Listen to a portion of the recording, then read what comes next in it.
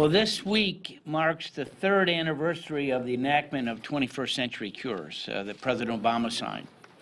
The bill, of course, passed the House 392 to 26, strongly bipartisan in both the House and the Senate. And one of the things that the main focal points of what it did was expedite the approval of drugs and devices. And now, 3 years later, we've seen some tremendous successes. I was with a young girl last week in a wheelchair who has SMA, that's spinal muscular atrophy. It's often fatal for young children. She had been on a drug for just barely 15 days, and already she was getting muscle. She was able to move her head back and forth for the first time in more than a decade.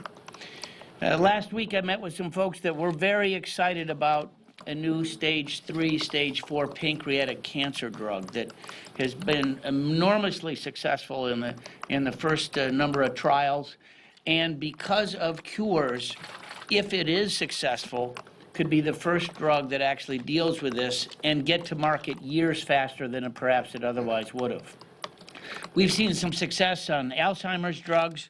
Last week in USA Today, a headline, "Autism Research Takes a Step Forward." All of these happen because of what we did on 21st Century Cures. The Democratic bill, H.R. 3, would stifle the innovation, and whether it's the CEA or the CBO, they all talk about drugs that will not likely make it to market for years, slower than they otherwise would.